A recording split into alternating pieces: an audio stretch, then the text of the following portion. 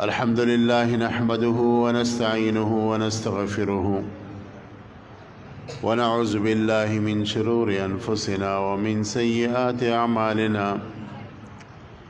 من يهده الله فلا مضل له ومن يضلل فلا هادي له وأشهد أن لا إله إلا الله وحده لا شريك له وأشهد أن سيدنا وسندنا ومولانا وشفينا ورحمتنا محمدا عبده ورسوله وصفيه وخليله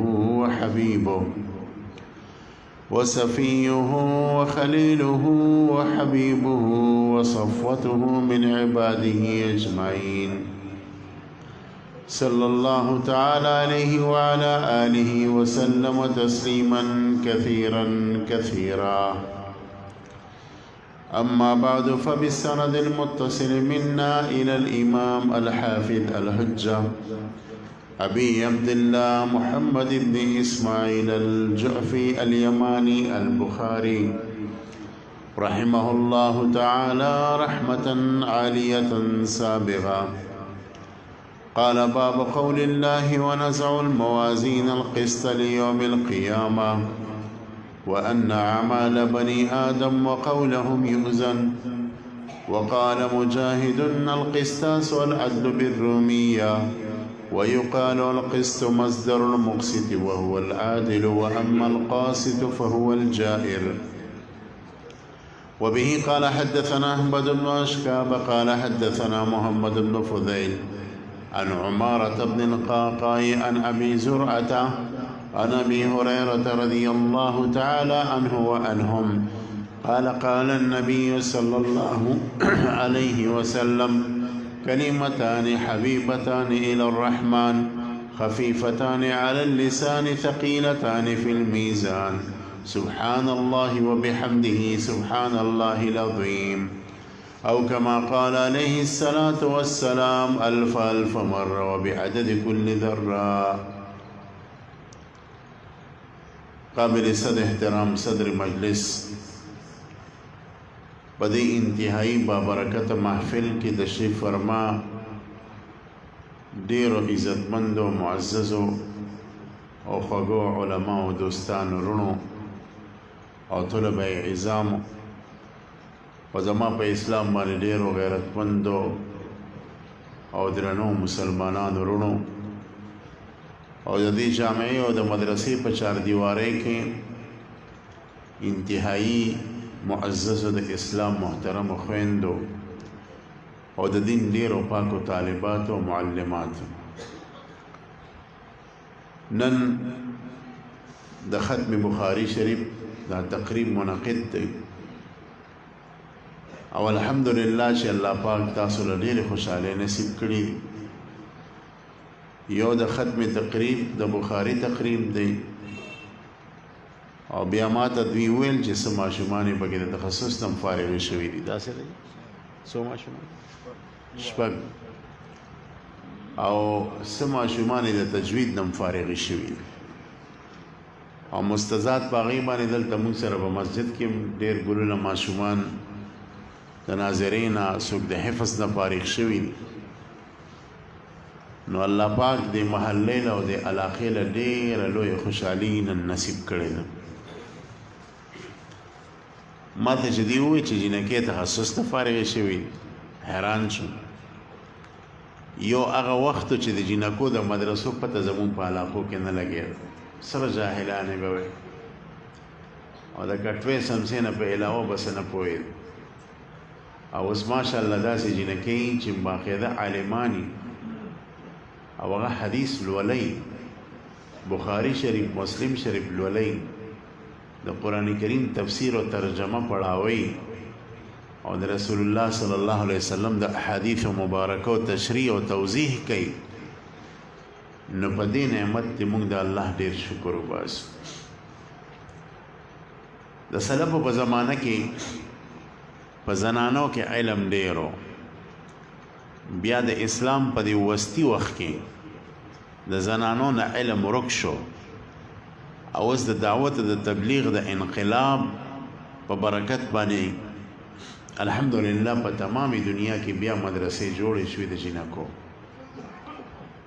صحابه کرامو کې په زنانو کې د ټولو نه لوی عالمه او د حدیثو بهترینه استاذه چې د هغې لوی لوی صحابه شاګردانو، لوی لوی تابعین او اولیاء او بزرګان شاګردانو، هغه د رسول الله صلی الله علیه وسلم محترمه بیبي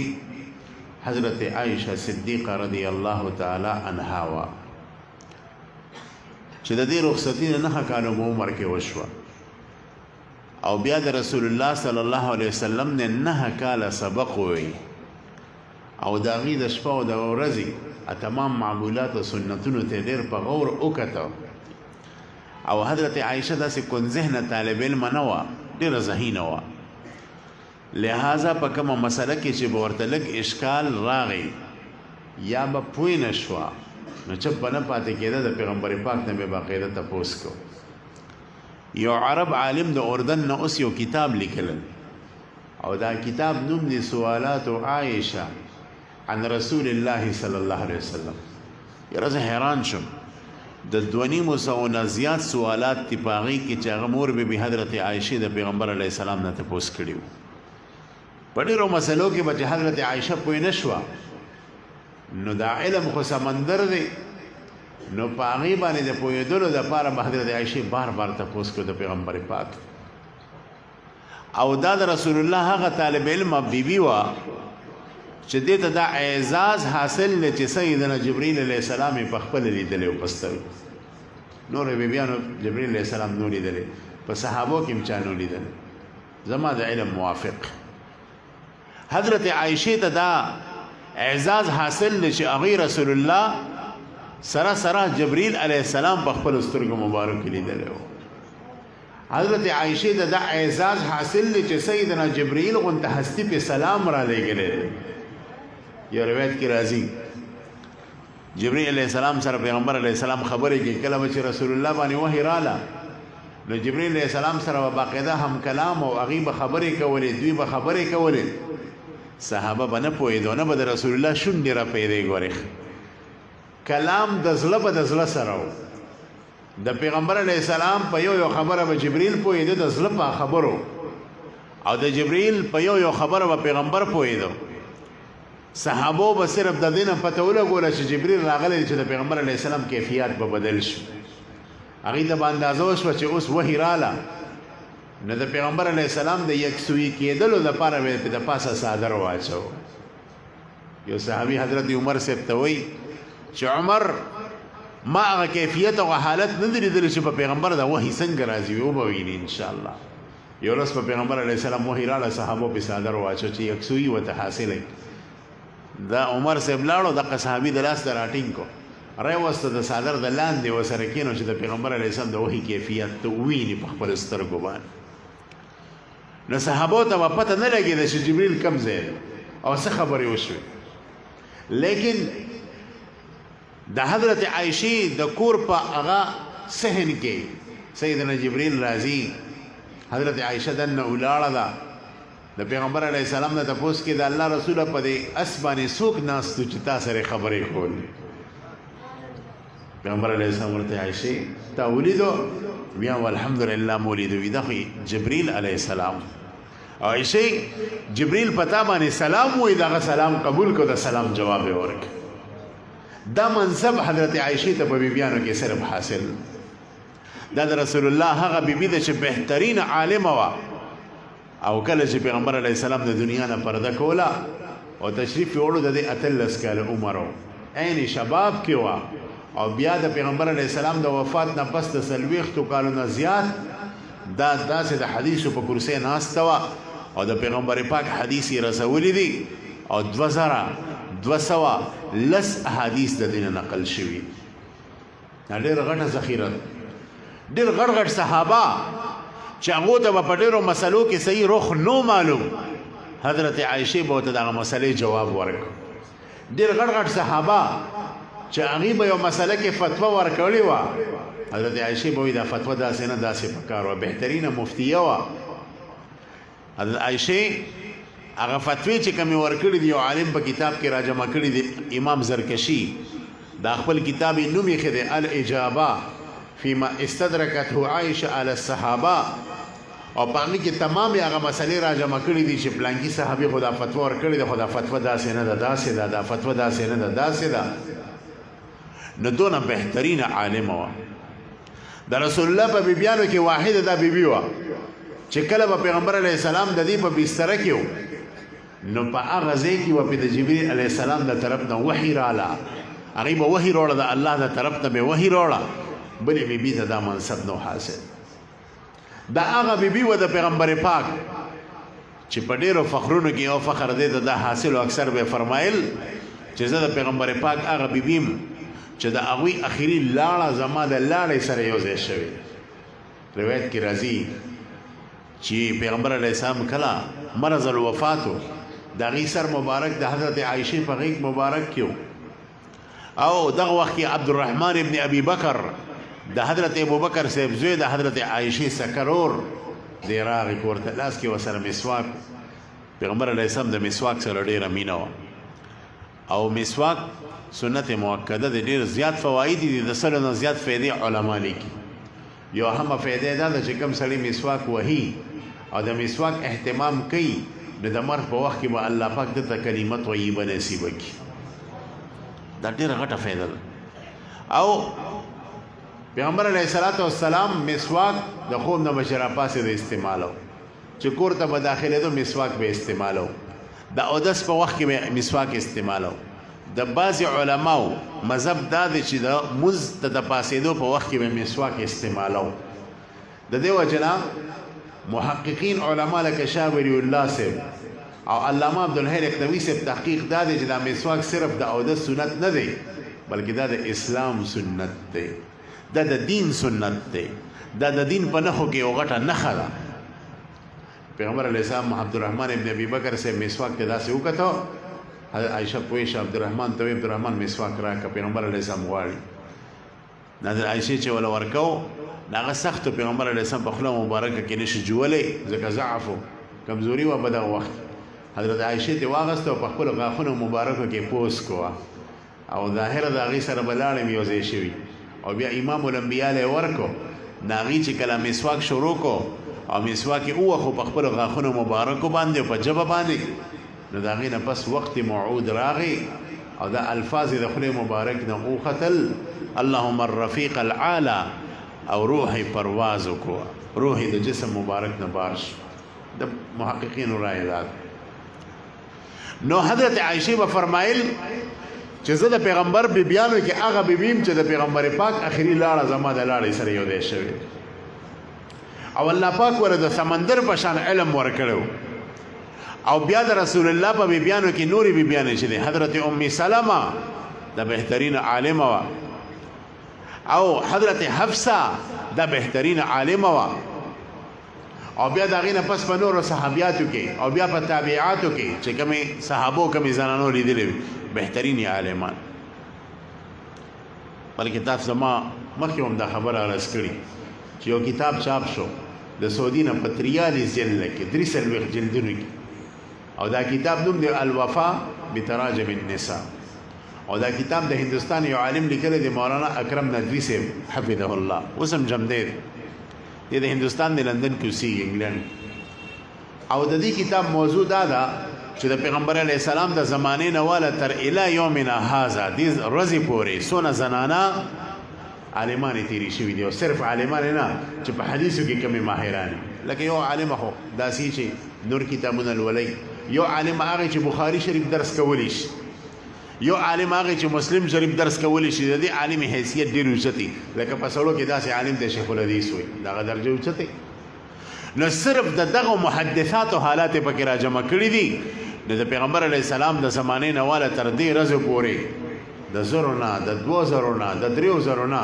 د 10,000 زنانو حالات لیکلي دي پکې د 10,000 زنانو حالات زم دا د مغرب په مخ باندې او زبردسته سپېړه ده چې هغې دا وایي چې اسلام ښځو له حقوق نه ورکړي بېوقوفو اسلام کې د ټولو نه لوی دولت خو علم دی اسلام کې د ټولو نه لوی اعزاز او عزت خو علم دی او دا علم چې اسلام خزو کې څنګه شیندل دي د دې مثال په نورو دینونو کې نشته. او بیا مفتیانې په زنانو کې تیری شوي دي. زه خوشحاله شوم دې ماته وایي چې تخصص هم دی پکې. بهترین مفتیانې تیری شوي دي، هغوی به فتوی ورکولې. یو خو د حضرت عایشې مفتیې ذکر ما وکړو، او زموږ په دې فقه کې یو کتاب د تحفة الفقهاء ورته وایي، 4 جلدو کې. دا یو ډېر لوی امام لیکلی دی، امام علاءالدین سمرقندي رحمه الله. د دې یو لور و فاطمه بیبي نوم، او دونه قابله جینۍ وه چې د پلار دا 4 جلده د فقه کتاب یې په یادو باندې یاد کړی و. د پلار دا ټول کتاب یې په ذهن کې پروت و، حافظه وه دغه پلار د کتاب، ټولې مسلې ورته یادوي. د هغو د کور نه به چې فتوه تلله، نو په هغه فتوه باندې به یو دستخط د دغه امام علاءالدین سمرقندي، دویم دستخط به په دې جینۍ و فاطمه، دی به پرې دستخط کړی دا مسله صحیح ده، په دې مسله ده که موږ دستخط کوو. ډېره رښتې د جینۍ پسې راغلی وې، فاطمې پس د غټو غټو خلکو مالدارانو پلار به یې هغه رشته ریجکټ کړه، واپس به یې کړه. وی نه کف نشته، برابري نشته، زما لور سره علم دی، ستاسو زوی جاهل دی، څنګه رشته وکړه؟ رشته به یې قبول نه کړه. د ده یو شاګرد و، ډېر لوی عالم و، ملک العلما الامام کاساني.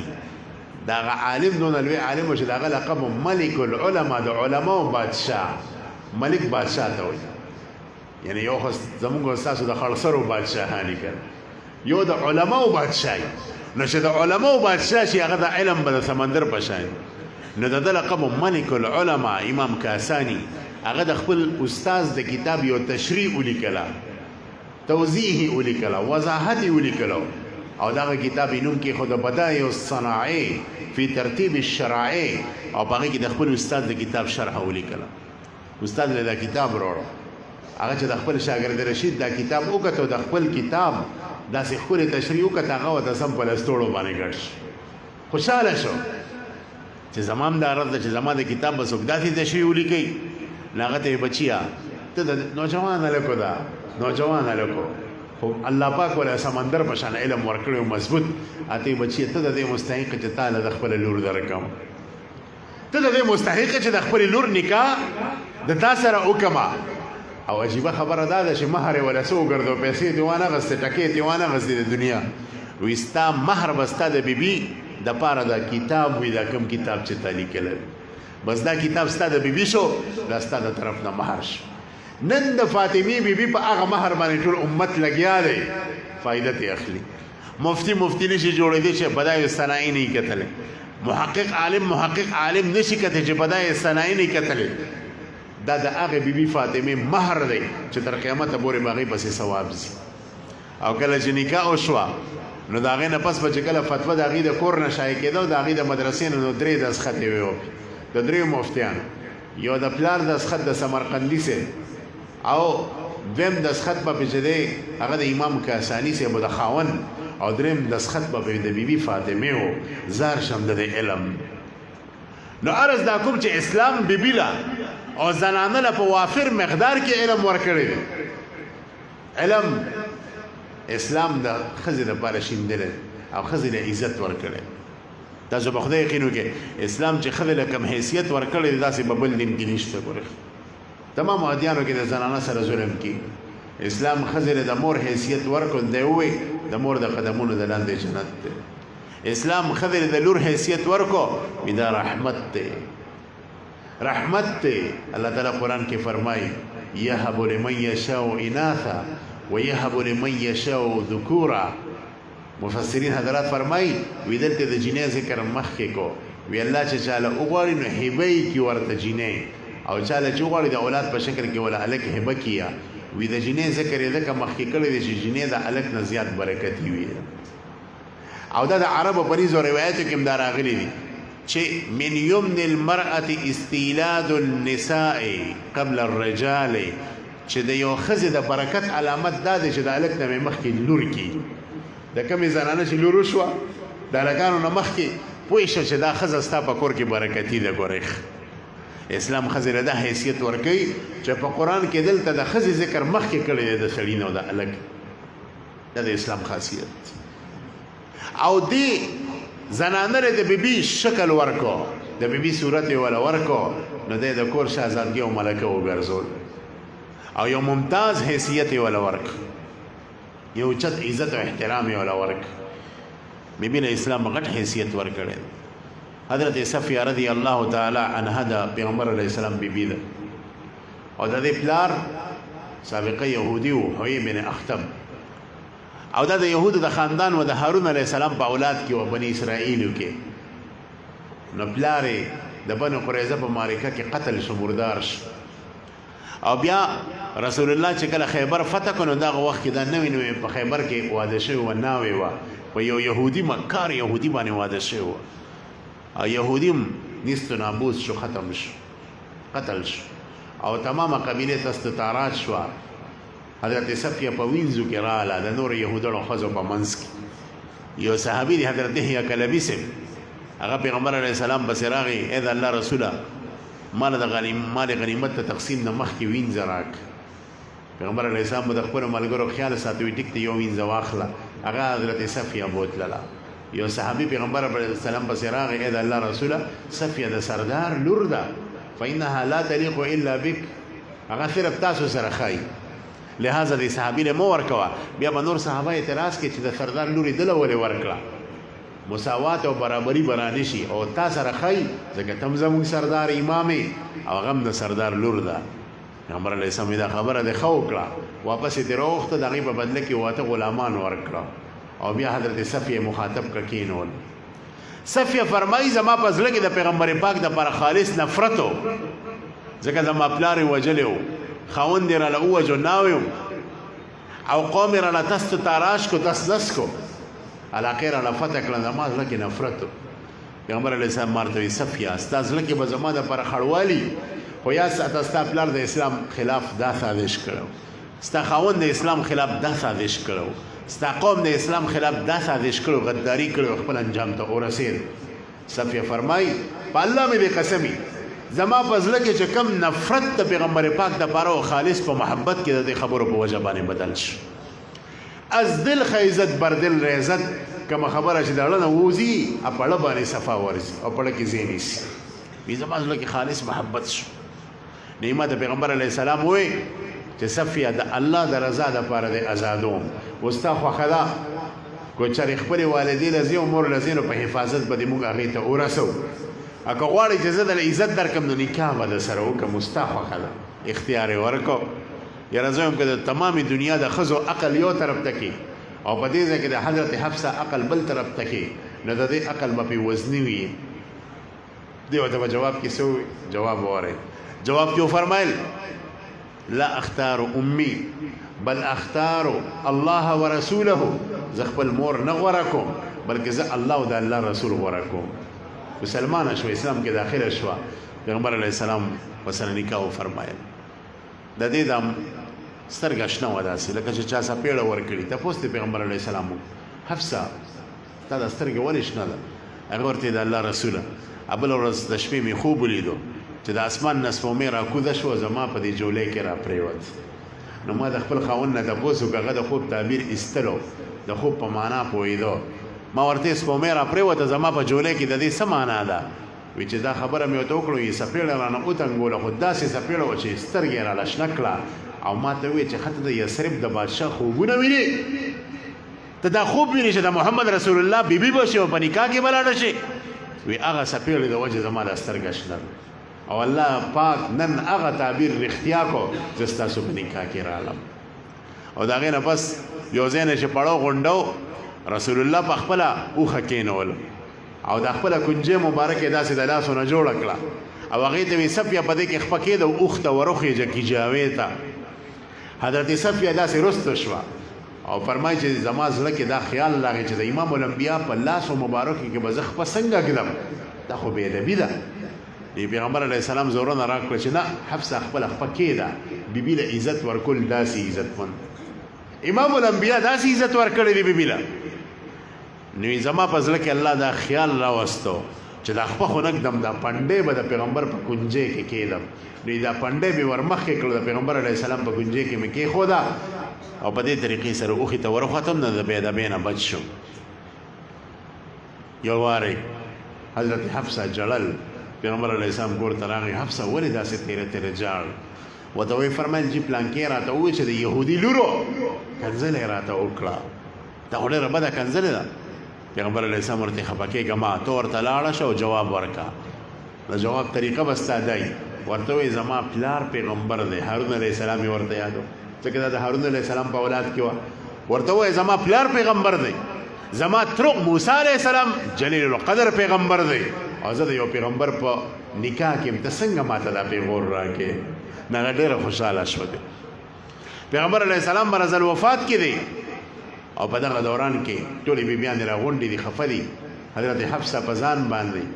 صبر ونه کړی شو په چغو شپو دا وایي ای د الله رسول الله مې غواړي چې ستا نه دا ټول درانه واخلم په ځان یې کېږدم او تا سپک کم بیماري ده نه لرې کړم وس مې نه کېږي دا لاړه نورو بیبیانو دا خبره محسوسه کړه ځکه بنې وې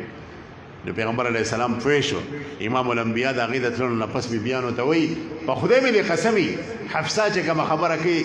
صفیه چې کومه خبره کوي د زړه د کومې نو د زړه د منځ دی کړی پیغمبر علیه السلام بیبي ته دا احترام او دا عزت ورکړی مخکې نه ده کې مې یو تصویر کتلو یو تصویر کې یو زنانۍ ورکړې ده هغې ته د سپي پټۍ اچولې ده په یورپ کې او په یو بازار کې راکاږي لکه د سپو په شان بل طرف ته مې تصویر وکتل چې یو زنانه ده په پرده کې په احرام کې خانه کعبې ته ناسته ده دعا کوي او خاوند ورته په احرام کې ولاړلی او د غرمو نه بچکې د نور نه بچکې د پاسه پې چترۍ نیولې ده او هغه دعا کوي ما سوچ کو اسلام ښځې له دا تصور او دا عزت ورکوي او یورپ ښځې له دا عزت ورکوي چې د سپو غونته پټۍ ورته اچولې نن زما په دې ښکلي ملک کې په اسلام آباد او په دې کې د آزادې ښځې روزي د بېوقوفې ښځې چې د هغې عقل نه برین واشي شوي او دا وایي چې میرا جسم میری مرضي ستا په جسم کې ستا څه مرضي ده ستا جسم خو د الله امانت دی ستا جسم کې ذرې برابر ستا اختیار نشته د دې وجه نه فقهاو ویلي دي چې لحاظه ته ځان غصې دا ګناه کوي یو سړی ځان په چاړه وایي یو سړی ځان د قصده په ډز وایي دا حرام دي ګورې ځان ته نقصان رسول حرام دي ولې ستا دا جسم د الله دی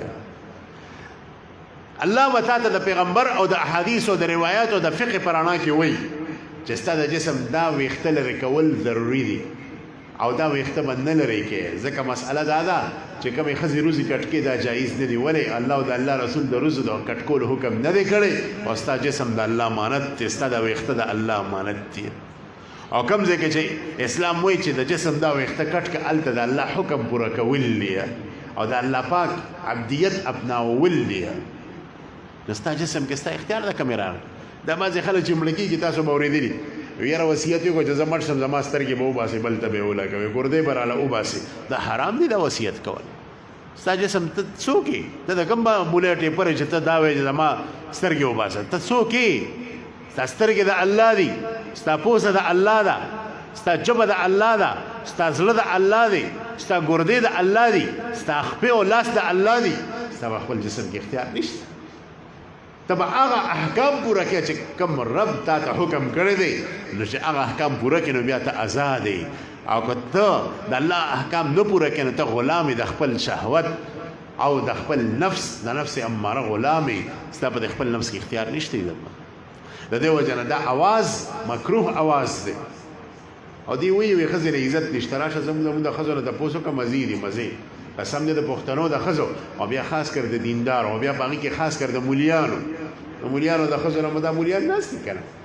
دې ښځو نه تپوس وکړې مزې دي مزې انتهایی خوشحال او انتهایی د سکون او انتهایی د آرام ژوند تېروي ته وایې ښځې ته ازادي نشته اسلام خدا وایي په خپله کمزورې جامه اچوه بیبي ته اعلی جامه ورکوه اسلام خدا وایي په خپله کمزورې خوراک بیبي ته اعلی خوراک ورکوه اسلام خدا وایي چې ته دې په ځان باندې ګرمه هوا لګوه خو بیبي باندې دې ګرمه هوا ونه لګي نو بیبي له چې څونه حیثیت اسلام ورکړی دی دونه په بل دین کې نشته دا بخاري شریف یو عالم کتاب لیکلی دی عنایت المرأة بصحیح البخاري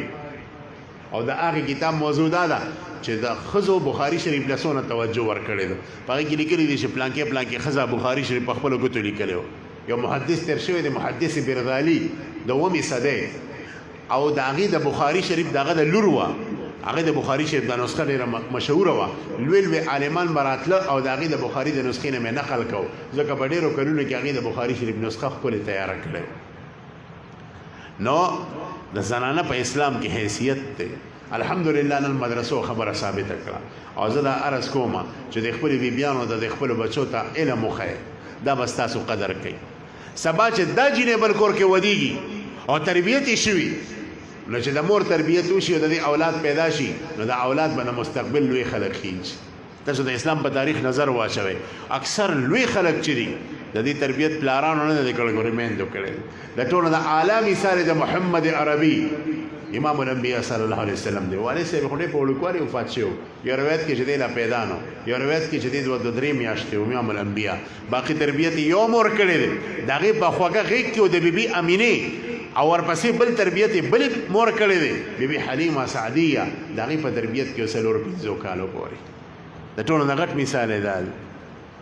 او بیا د هغې نه پس امام بخاري غونته هستي ستاسو مخې ته چې دا بخاري شریف پروت دی، د پلار په وړوکوالي وفات شو. بهترین تربیت یې مور کړی دی.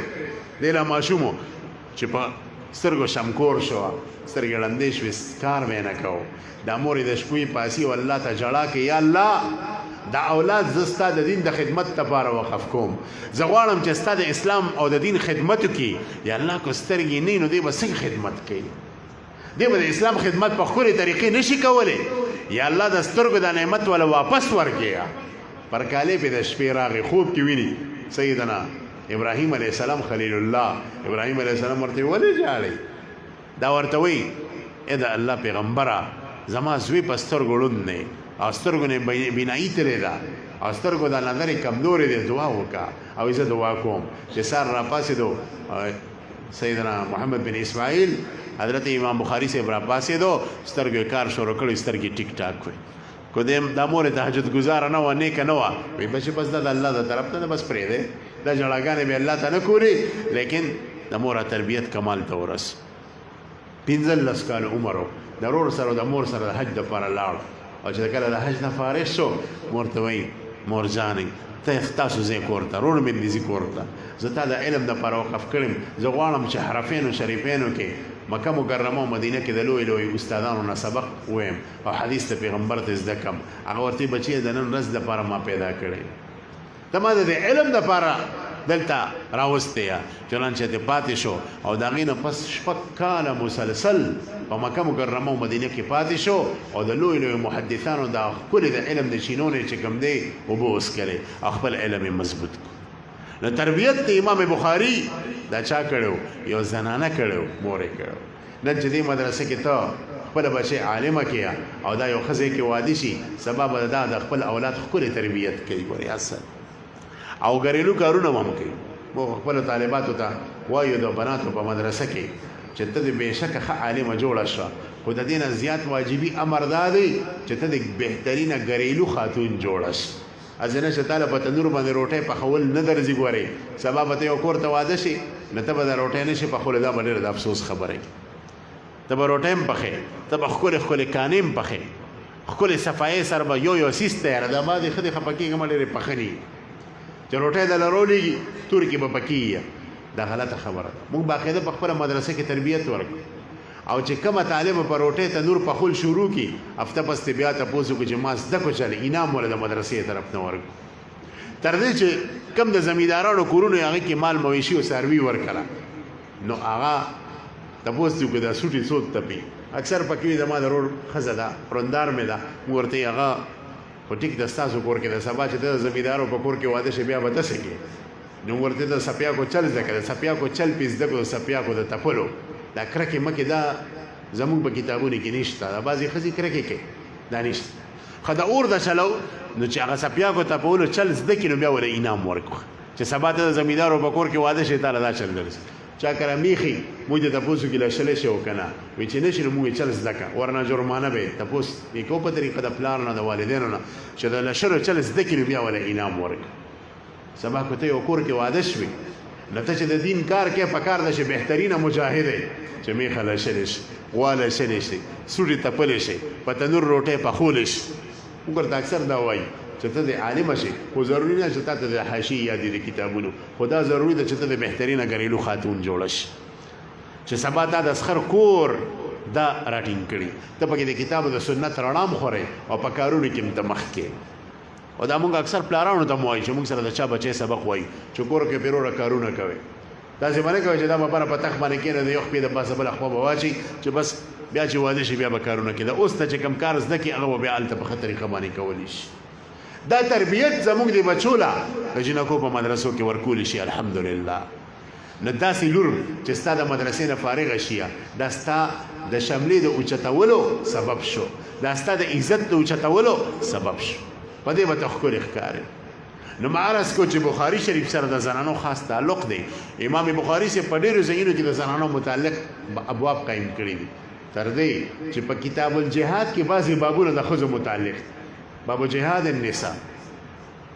او دا غرنګ نور بابونه د کتاب الجهاد کې د زنانو متعلق چې کوم دی قایم کړي دي نو دې نه تاسو اندازه ولګوئ چې اسلام ښځې له څونه حیثیت ورکوي علا کل حال دا غټه د خوشحالۍ خبره ده چې په دې مدرسه کې دغه ماشومانو د قرآن کریم د ختمونه وکړو د تجوید ختمونه وکړو بیا د تخصص ته فارغ شوي بیا د امام بخاری سے د مشان کتاب نه فارغ شوي د حدیث تفصیلی مباحث خو به استاد دوی ته کړي زه مختصر د دې تشریح کوم چې هغه به عوامي علمي خبرې وپکې نه ځکه هغې باندې به تاسو عوام نه زنانه او نارینه پوهېږئ هغې ته ضرورت نشته امام بخاری سے باب تړلی باب قول الله ونزل الموازین القسط لیوم القیام او دا د یو اهمې مسلې دپاره هغه دا چې د قیامت په ورځ به الله پاک یو عظیم الشانه تله ولګي دا به ډېره غټه تله دونه غټه تله به وي چې د حضرت سلمان فارسی صاحب نه امام لالکائي صاحب دا روایت را نقل کړی دی په خپل سند چې فرمایي چې د دې په یو چابلي کې د اوه اسمانونه اوه ځمکې کېدی نو بیا به هم د دا چابلي غټ شي دونه غټه تله به وي او دا تله به دونه غټه چې یو پیروي داود علیه السلام الله ته درخواست وکړي الله دا تله راته وښید وی الله پاک ورته تله وښوله نو په دې باندې د هیبت په وجه به بیوشي راله نو کله چې په هوش کې راغی نو الله ته وفرمایل یا رب العالمین دا دونه غټه تله او بیا د نیکۍ دا چابلې به په نیکو مونږ څنګه ډکو دا خو چې ټول عمر مونږ تا ته په سجده کې پراتي نو دا نیکۍ دا تله نشو ډکول الله عز وجل ورته عجیبه خبره وفرمایله وی فرمایل ای زما بنده داوده چې کله زما یو بنده په اخلاص سره د یوې کجورې عمره صدقه وکړي د نیکو دا چابلې وله زه دروند کما صرف په یو کجوره باندې او د کجورو میاشت را روان ده که د کجورو میاشت څه ده رمضان او د روژې په دې کې صدقې ډېرې کوئ پیسو له غوټې مه ورکوئ اکثر زنانو زموږ د پښتنو دا سړي چې د پیسو باندې ډېر مین دي پیسو له غوټې پرانځئ خاص کر د رمضان په میاشت او په دې کې ډېرې صدقې کوي په یو مسلمان چې د روژه ماته کړه دا دې شوه چې د هغې روژې ثواب تا ته میلو شو د هغه په ثواب کې هم څه کمی نه او چې بیا نیک سړي هغه په ښکلې طریقې سره روژه نیولي نو د هغه د روژې ثواب بس یې وایي نو چې په هغه د روژه ماته کړه د ثواب د هغه د روژې هم ستا وشو د هغه په ثواب کې هم کمې رانه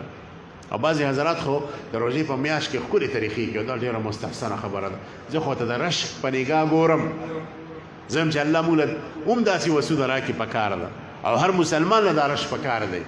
چې د روژې میاشت راشي ښکلې پیکونه به جوړ کړي دې کې کجوري دي دې کې د پکوړو اوړه دي دې کې غوړي دي دې کې تیل دي دې کې پلانکې دي غریبانان ګوري پلانکې غریب دی پلانکې معزز کس ته خو چاته ویلی نشي کورونو ته لیږي دا زکات کې هم صحیح ده چې غریب یې تا ته پته زکات مستحق زکات کې دا تیلی جوړې کړه ورولې خو هسې نه چې ګورې تاسو دونه تیلی جوړې کړې ګورې او یو تیلی په 100 روپۍ نه مضبوطه تیلی جوړوه چې ستا کم زکات دی د روژې په میاشت کې د زکات ایستلو ډېر غټ ثواب چې یو تیلی کم از کم د 15 روپۍ نو په هغې به دا غریب کار کوي او چې کله د زکات نه علاوه تا سره پیسې او الله دله وس درکړي صدقات نفلیه او په هغې کې ته خور کره لېږلی شي خور دې واده ده چېرته هغه مالداره ده بیا هم ورکره ته ورولېږه د روژې سامان ستا رور دی مالدار دی د هدیې په نیت باندې ورولېږه دې بې روژه ماتې کې استعمالي ستا به ثواب کېږي او عزتمندو دا د الله په نیز باندې شمار کېږي دا د ډېر زیات ثوابونه دي الله په دې صدقات او بیا د رمضان په میاشت کې ډېر خوشحالي نو دا تله به د قیامت پر ورځ لګېدلي او د تمام انسانیت اعمال او اقوال به تللی شي او یو به هم دې بچ نه یو به هم دې بار نه د هر انسان او دا تله به بلکل د عرش معلی مخامخي د الله په مخلوقاتو کې غټ مخلوق عرش او د دې ښي طرف ته چابلې به د جنت مخامخي ګس طرف ته چابلې به د دوزخ مخامخي جهنم نیون کې به سیدنا جبریل علیه السلام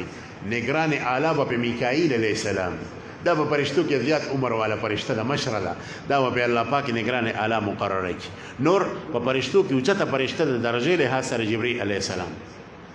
او د انسان هر عمل به تللی شي، د وړوکي نه وړوکي عمل مونږ چې څونه کسان ناست دي عمل به تللی شي، خو الله هم دې بچ کړي. حدیث کې راځي او یا زره مسلمانان به داسي چې هغوی به بغیر حسابه کتاب او د اعمالو د تللو نه بغیر جنت ته ځي، د هغوی نیکۍ به ډېرې زیاتې وي، تشې نیکۍ به وي. الله دې دغه او یا زرو کسانو کې مونږ هم داخل